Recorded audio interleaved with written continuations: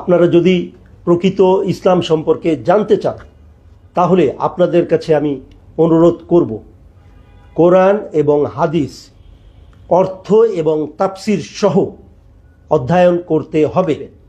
আর আপনি যদি তাফসির পড়েন অবশ্যই বুঝতে পারবেন ইনশাল্লাহ। যেখানে না বুঝবেন আলেমদের সহায়তা নেবেন। আর আপনাকে আরও সহজ করে দিচ্ছি, সহজ হচ্ছে আব্দুল্লাহ বিন আব্দুর রাজ্জাকের গুরুত্বপূর্ণ, অত্যন্ত গুরুত্বপূর্ণ, তাৎপর্যপূর্ণ, গবেষণামূলক, বিশ্লেষণমূলক ভিডিওগুলো দেখার অনুরোধ করছি। আব্দুল্লাহ পড়ালেখা করেছেন বাংলাদেশে, রাজশাহী বিশ্ববিদ্যালয়ে উনি চান্স পেয়েছিলেন। ইসলামী শিক্ষায় উনি প্রথম হয়েছিলেন ভর্তি পরীক্ষায়, পরে উনি পড়েন নাই, উনি মদিনা বিশ্ববিদ্যালয়ে পড়ালেখা করেছেন।